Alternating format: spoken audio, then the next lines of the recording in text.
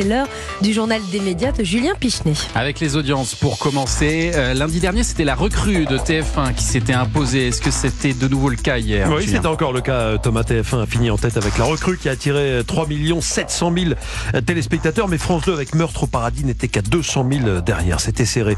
Marie au premier regard sur M6 ne faiblit pas, les semaines passent et le programme reste sur une belle dynamique avec 2 165 000 témoins hier soir. Puis du côté des pré-access, la quotidienne de Secret Story sur TF1 était au-dessus de sa moyenne à 17h30 avec 975 000 téléspectateurs. Le million n'est pas loin. Ça remonte. Europe 1, le journal des médias. Et puis c'est donc aujourd'hui que débute le 77e Festival de Cannes. Et comme ces 2 dernières années, la cérémonie d'ouverture sera diffusée sur France 2. Ce sera à 19h. Elle sera présidée par l'actrice Camille Cotin. Ce 77e Festival de Cannes s'annonce explosif dans tous les sens du terme. Côté cinéma, on attend la projection du nouveau film de Francis Ford Coppola, Mégalopolis. Côté coulisses, il y a un collectif rassemblant des attachés de presse, des projectionnistes et des chargés de billetterie qui appellent à la grève. Et le festival va débuter avec MeToo en tête. Le magazine Elle vient de recueillir les témoignages de 9 femmes qui accusent le prolifique producteur de cinéma Alain Sard de les avoir violées ou agressées sexuellement lorsqu'elles étaient mineures ou jeunes actrices. Les faits remontent aux années 80-90. L'une d'elles évoque des faits survenus quand elle avait 15 ans.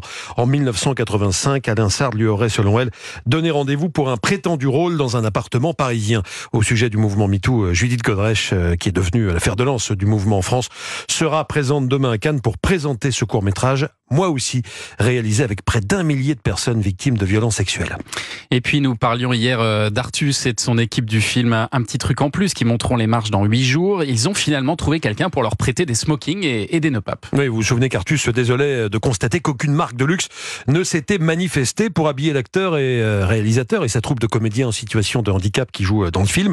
On a appris ce matin que le leader mondial du luxe LVMH était entré en discussion avec l'équipe du film et que les essayages allaient bientôt commencer. D'ailleurs, au sujet de ce film qui est sorti le 1er mai, il y a moins de 2 semaines, on vient de dépasser les 2 millions d'entrées en salle et c'est sans doute loin d'être fini. À ce rythme-là, on va dépasser la barre des 5 millions d'ici début juin. Donc 2 millions d'entrées en moins d'une semaine, on est d'accord. C'est 1 million par semaine pour l'instant, la moyenne de ce film. Et puis toujours concernant le Festival de Cannes, on a pu voir hier le premier numéro du programme court de Raphaël Mesrahi avec le célèbre chien Messi. Alors pour ceux qui ont raté les précédents numéros, je rappelle que Raphaël Mesrahi qui revient donc pendant toute la durée du festival avec l'exercice qui a fait sa marque de fabrique, les interviews décalées. Ici, c'est pas lui, mais le chien du film Anatomie d'une chute, à qui il prête sa voix, qui interviewe les vedettes. Ça dure 1 minute. Ce sera tous les jours à 13h40 sur France 2, juste après la météo, et sur France 3 à 20h10. Hier, c'était donc la première. C'était l'heure des présentations. Il n'y a pas vraiment eu d'interview hier. Écoutez. Bonjour, c'est moi Messi.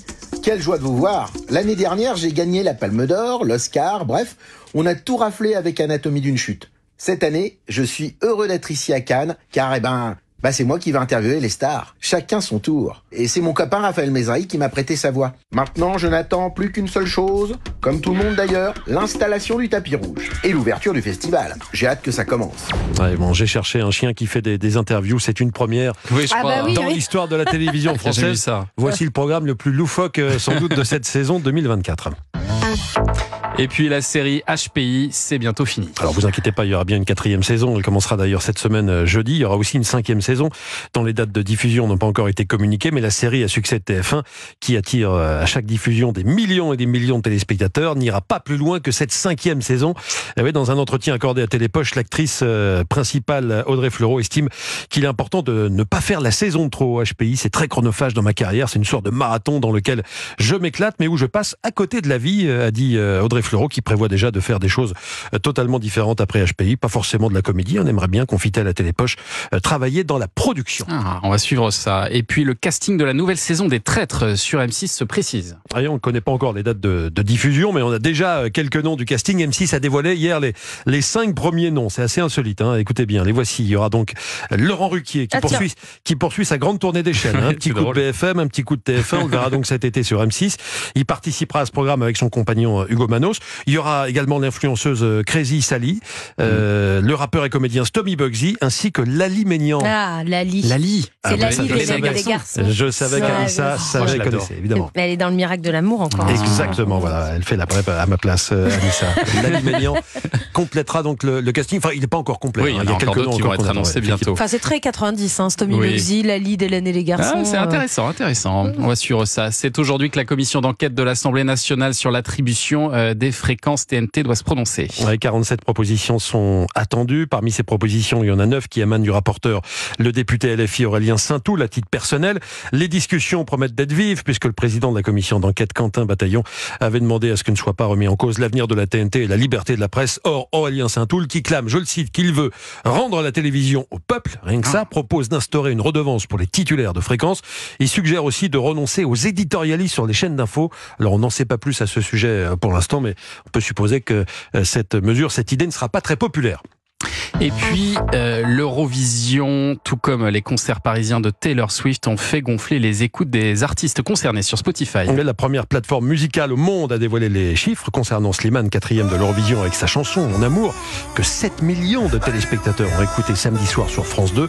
Eh bien, les écoutes ont énormément progressé sur Spotify en fin de semaine. Il y a donc eu un effet Eurovision, et pas qu'en France, comme l'explique Antoine Monin, le président de Spotify France pour Culture Média. Slimane est clairement le grand gagnant des artistes de l'Eurovision. Alors, il fait partie des 5 artistes les plus écoutés. Il est le 4e artiste des artistes de l'Eurovision le plus écouté sur Spotify cette semaine-là et ce week-end. Il a fait un gros bond dans les charts de Spotify, même au niveau mondial. Je crois qu'il est arrivé au niveau de la 60e place à peu près. Super effet pour les streams de Slimane. Donc, on est ravis pour lui et pour la France à l'Eurovision. Alors, ne croyez pas que 60e au niveau mondial, c'est pas bien, hein, c'est énorme ce que réalise en ce moment Slimane avec Mon Amour, donc qui figure dans le top 100 des chansons les plus écoutées dans le monde sur Spotify. Et les écoutes de Taylor Swift, elles, se sont envolées avec ces 4 concerts parisiens qui ont été très médiatisés. Le nombre de streams était déjà énorme, et bien il l'est encore plus. On l'a tout de suite vu depuis maintenant quelques jours sur les statistiques d'écoute sur Spotify France. Les streams de Taylor Swift dans ce catalogue en général font x2 ou x3 d'une semaine sur l'autre. Une augmentation des streams. Pourquoi ? Parce que en bon fan, d'abord on révise, et puis après, en fan comblé, on réécoute les titres. Exactement. Antoine Monin, donc, de Spotify. L'an dernier, Taylor Swift avait dépassé les 30 milliards d'écoutes. Elle est peut-être partie pour faire encore mieux en 2024. Des chiffres qui donnent le tournis. Vous savez, moi j'ai le problème inverse avec Slimane, c'est que je n'arrive plus à le sortir de ma tête depuis 4 jours. Ça tourne en boucle. Vous le chantez constamment dans le bureau. Ça compte pas comme une écoute pour Spotify. Ça tourne dans la tête. Merci beaucoup Julien pour cette précision. Et pour ce journal des médias.